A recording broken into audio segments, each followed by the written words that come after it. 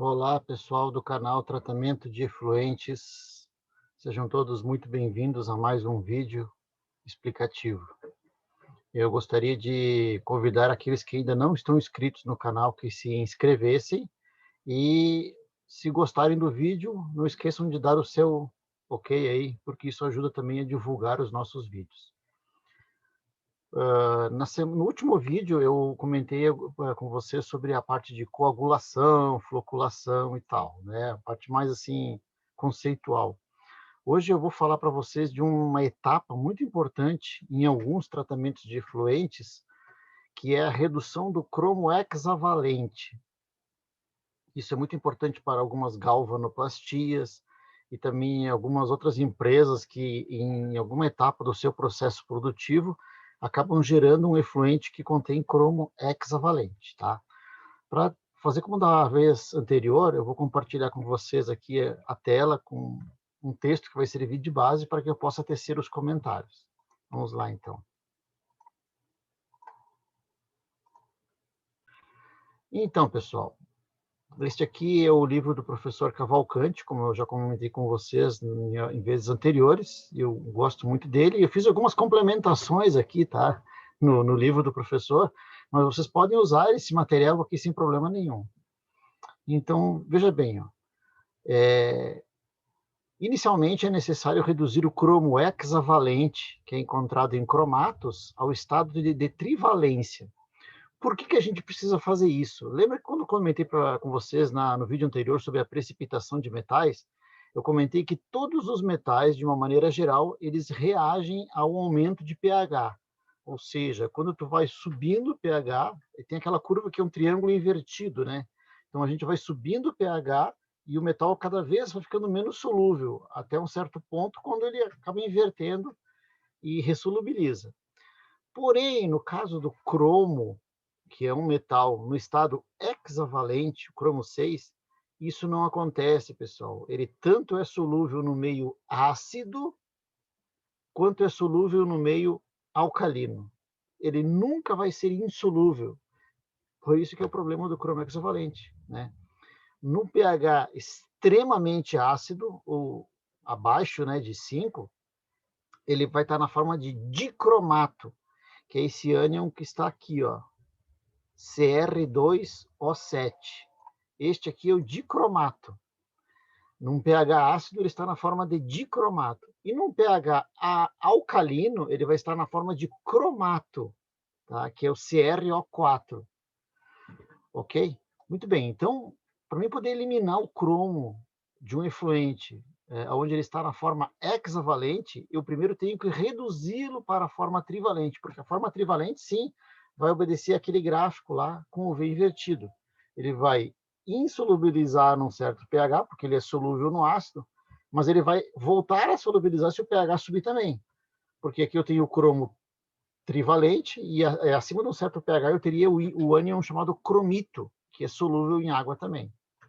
Muito bem, então para mim poder fazer isso, reduzir o cromo hexa, cromo 6+, que é essa forma aqui, ó, do Cr2O7, para o cromo trivalente, eu tenho que fazer uma reação de redução.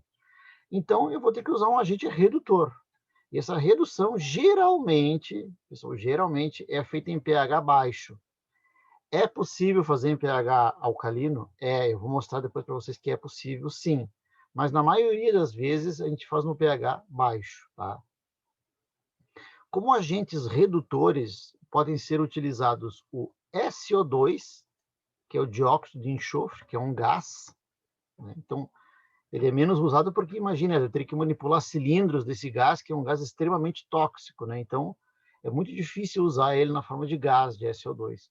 Ou uma solução de NH-HSO3, que é o chamado bisulfito de sódio, tá? Ou o metabisulfito de sódio. Agora, deixa eu fazer um parênteses aqui, tá? Tem muita gente que às vezes não entende isso. Pessoal, o metabisulfito de sódio é esse produto aqui, ó, Na2S2O5. Ele é um sólido, tá? É um sólido branco, é um pó. Ele falou de pó, um sólido branco. Quando eu dissolvo o metabisulfito de sódio, que é sólido, na água, nessa reação que está aqui, ó, eu automaticamente formo o bisulfito. Então, esse bisulfito aqui, pessoal, nada mais é do que uma solução do metabisulfito de sódio em água. Então, tem gente que não gosta de manipular o metabisulfito, porque ele é um pó, então a pessoa tem que pegar o pó, tem que usar máscara, né? Tem aquela coisa do cheiro, do SO2. Ah, eu vou comprar o bisulfito que é líquido. E ele pensa que é um produto diferente. Na verdade, é o mesmo produto, que é o metabisulfito, só que numa solução aquosa. E é aí que tem o grande problema, né? Porque o metabisulfito, ele aceita uma solução de até 50% mais ou menos em água. 50% em água. Mas tem gente que vende a 40, 30, 20, eu já vi vezes, né? Então, quando você está comprando o bisulfito, que ele é líquido, se tu não tiver um controle de qualidade no recebimento, tu pode estar comprando água em excesso, tá? Pagando para comprar água. Então, abram o olho sobre isso aí. Às vezes o camarada diz, mas eu sempre gasto 2 bombonas de bisulfito para reduzir o cromo. A vez anterior eu gastei 3 bombonas. Mas é o mesmo? Ele está na concentração correta? Foi feita uma análise, foi medida a densidade dele, pelo menos, né? Se pelo menos a densidade fosse medida e controlada, tu saberia se é o mesmo produto. Então, cuidado, pessoal, né? Não comprar gato por lebre, tá? Também dá para fazer a redução com o sulfato ferroso, tá? Que é o FeSO4. O grande problema do sulfato ferroso é que ele vai gerar muito lodo, porque esse sulfato ferroso vai virar sulfato férrico, que vai gerar lodo. Então, quando você usa o metabisulfito ou o bisulfito, tu não vai gerar nenhum sólido. É uma reação de redução com substâncias solúveis. Quando eu uso o sulfato ferroso, eu gero um sólido, que é um produto da reação de redução, tá? Então, eu vou gerar lodo a mais. E aqui tem umas reações químicas. Então, para quem não se lembra da aula de química, ou quem não fez química alguma vez na vida, né? Porque esse canal não é só para engenheiros e técnicos, ele é para operadores também, que às vezes não tiveram oportunidade de fazer um curso técnico de química, né? Aqui está a reação química, ó. O SO2, que é o gás que realmente vai fazer a redução, que ele é produzido também pelo metabisulfito ou bisulfito, ele vai reagir com o dicromato, que tem a cor amarela, e vai formar o cromo trivalente, que tem a cor verde. Então, pessoal, essa mudança de coloração, ó, do amarelo para o verde é o indicativo de que a reação foi completa, ela terminou. É visual isso. Quem faz o tratamento de redução de cromo sabe que é uma reação relativamente fácil de fazer, porque ela é visual. Eu vou colocando o metabisulfito ou o bisulfito e a cor do efluente passa de um amarelo para verde. Aqui está a reação completa, ó. Então, o dicromato, o ácido crômico, né, que seria, né, o ácido crômico, mais o metabisulfito, mais ácido sulfúrico, vai formar o cromato de sódio, o sulfato de cromo, perdão, o sulfato de cromo, que é trivalente, mais sulfato de sódio e mais água. Notem um detalhe. Nesta reação química aqui, ó, o que nós estamos consumindo aqui? Eu estou, obviamente, consumindo o dicromato, que eu quero eliminar, estou consumindo o metabisulfito, que é o agente que está reduzindo, mas eu estou consumindo também ácido sulfúrico, pessoal. Então, quando eu consumo ácido sulfúrico na reação química, qual é a tendência do pH dessa reação? É subir. Esse pH sobe porque na reação de redução do cromo, há consumo de ácido sulfúrico.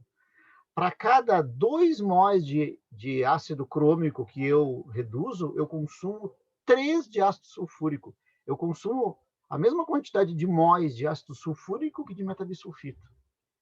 Atenção a isso, tá? Que depois eu vou falar, vou retornar sobre esse assunto aí. E depois que esse cromo, então, foi reduzido para a forma trivalente, eu posso precipitar ele, por exemplo, com cal, né? Formando hidróxido de cromo, que ele é insolúvel.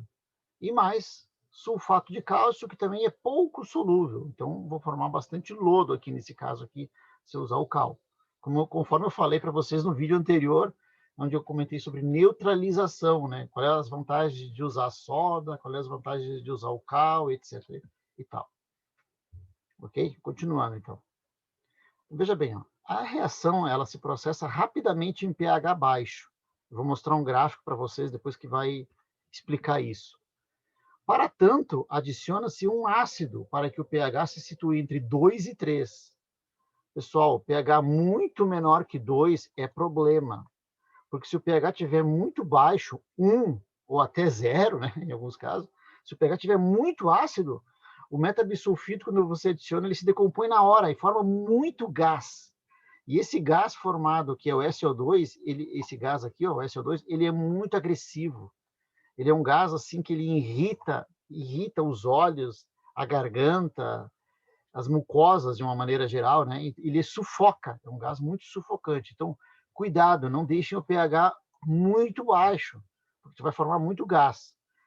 E também não pode passar de 3, que depois eu vou mostrar por que não pode passar de 3, tá? Então, é uma faixa bem estreita. E outro problema, se a concentração de cromo no efluente for um pouco alta, é bem complicado, é bem difícil medir o pH usando fitas, tá? Porque a cor do cromo mascara com a cor da fita e a gente não consegue ter uma noção se o pH está correto. Então, abra um olho. Se o pH tiver, se a concentração de cromo é muito alta, é complicado usar fita, tá? Teria que se fazer primeiro uma leve redução do cromo, para daí sim medir o pH, ok? Uma dica prática isso, tá, pessoal? No tratamento contínuo, é conveniente utilizar eletrodos de oxirredução. Claro, o tratamento contínuo é aquele que o efluente entra. Eu também fiz um vídeo já falando sobre tratamento contínuo em batelada, né? Tratamento contínuo, o efluente entra e sai de maneira constante. Como é que tu vai controlar a dosagem dos produtos? Tu vai ter que trabalhar com sondas de oxirredução. Eu vou mostrar depois como é que se mede esse potencial aí, tá? De modo automático. Vamos lá. Estequiometricamente, que é a questão da reação química, né, da estequiometria, calcula-se que sejam necessários na redução de 2 gramas, na redução, que sejam necessários na redução, 2 gramas de SO2 por grama de cromo hexa ou 3 gramas de bisulfito por grama de cromo hexa. E também 2 gramas de ácido sulfúrico para cada grama de cromo hexa. Ou seja, tu está gastando ácido sulfúrico aqui na reação, está consumindo ácido sulfúrico, ok? O cromo trivalente resultante pode, então, ser precipitado como hidróxido de cromo, após neutralização com o álcali, conforme eu falei antes, né? Pode ser o cal ou a soda, num pH entre 8 e 9. Não posso passar muito também, senão eu redissolvo o cromo. Tá? Para a precipitação do hidróxido de cromo, necessita-se 2,3 gramas de soda por grama de cromo ou 2,6 gramas de cal por grama de cromo. Veja bem que eu gasto mais cal, né? É óbvio, ele tem menos força, né? Menos alcalinidade. E a quantidade de sólidos gerados na precipitação pode ser calculada estequiometricamente, sendo em torno de 1,9 gramas de sólido para cada grama de cromo, se eu usar soda, ou 2,24 gramas de sólido por grama de cromo se eu usar cal. Por isso que, usando cal, eu gero mais sólidos. Por que eu gero mais sólidos? Porque não é só o hidróxido de cromo que é insolúvel. O sulfato de cromo também, o sulfato de cálcio também é pouco solúvel. Então, eu tenho uma mescla desses dois sólidos, né? E gera mais lodo, tá? Que mais? Para o processo ser efetivo, as correntes de cromo hexavalente necessitam ser segregadas das demais correntes contendo metais pesados. Isso é o que a gente recomenda, a literatura recomenda, eu recomendo, que qualquer um recomenda, né? É que sempre... perdão, pessoal, eu acabei esquecendo de acender a luz aqui, ficou mais claro agora. Que o cromo hexa sempre seja segregado dos demais metais, porque assim eu vou gastar menos produto químico. Isso é economia.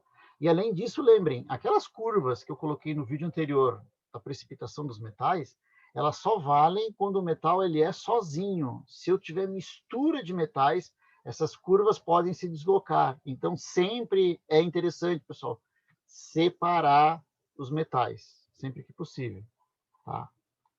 Aqui tem um fluxograma, né, de um procedimento, de um sistema de tratamento de galvanoplastia, onde faz a redução do cromo aqui, ó. Então, entra aqui, ó, o despejo contendo cromo, entra ácido, que é controlado pela sonda de pH, entra bisulfito, né, que é controlado pela sonda ORP, que é uma sonda que ela mede o potencial de redução, oxidação da reação. Então, ela vai mostrar um valor no visor. E enquanto esse valor não cai, ela continua dosando o bisulfito, tá? Depois que isso está já reduzido, tu pode neutralizar ele, né? Aqui, ó, vai para uma neutralização, ó, onde eu tenho uma sonda de pH, eu vou neutralizar com cal ou soda, e vai, então, para a decantação depois, tá? Aqui, pessoal, tem as curvas, ó, que eu quero mostrar para vocês, tá? Que é importante, ó. Essa primeira curva aqui é a curva da redução do cromo em função do pH. pH e o tempo que demora para a reação acontecer. Olha só que interessante, ó. Então, aqui tem a concentração de cromo, nessa vertical aqui, ó. E na horizontal eu tenho aqui o tempo. Quanto tempo demora para a reação terminar? Vou dar um exemplo, ó. Se eu tiver num pH 4, ó, pH 4, que é esta curva aqui, ó, tá? Num pH 4, para mim chegar em 0 ppm de cromo, que zero seria aqui embaixo, eu tenho que pensar sempre em atingir a linha de baixo aqui, ó. Para mim chegar na linha de baixo, ó, com pH 4, eu preciso em torno de 50 minutos de reação. Tá percebendo? Quase 1 hora para acontecer num pH 4. Num pH 3, vai daqui em torno de entre 20 a 50, uns 30 minutos, mais ou menos, aqui, né? Mais ou menos 25, 30 minutos aqui, ó, de reação. No pH 2, pessoal, em torno de 10 minutos de reação. pH 1,5, 2 minutos.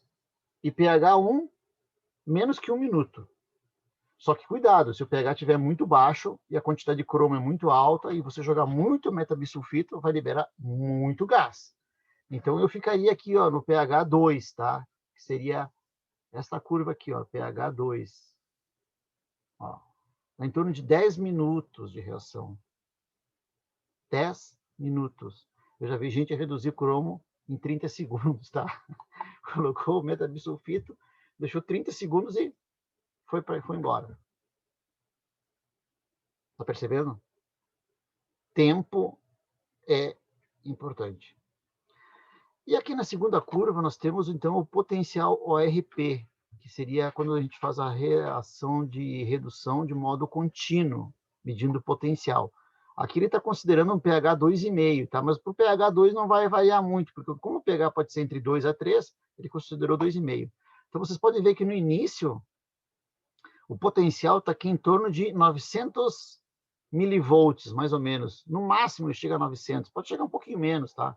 Mas entre 800 e 900 milivolts, tá? Ele mostra lá, é um visorzinho que mostra lá no painel esse valor. 900 milivolts, que é o potencial do cromo hexavalente. Aí, à medida que a reação vai acontecendo, esse valor vai caindo no mostrador. Vai. Quando a reação estiver completa, ou seja, terminou a reação, o potencial se estabiliza em 300 milivolts. Então, não tem mais cromo hexavalente. Enquanto tiver cromo hexa, o potencial não chega em 300. Então, por isso que quem for fazer um tratamento contínuo, é importante ter essa sonda que mede, né, esse potencial. Lembrando sempre que se eu tiver sonda de pH, sonda redox, eu tenho que calibrar, fazer a manutenção, porque senão eu vou ter erros na leitura disso aí. Ok? Pessoal, o vídeo por hoje é esse, para não se estender demais. No próximo vídeo eu vou falar sobre a remoção de outros poluentes, como selênio, arsênio, boro e outros elementos aí, ok? Reforço novamente, quem não é inscrito se inscreve no canal e se gostou, deixa o seu ok aí ao final do vídeo. Bom, pessoal, tudo de bom para vocês, bom trabalho e sucesso em tudo. Até a próxima.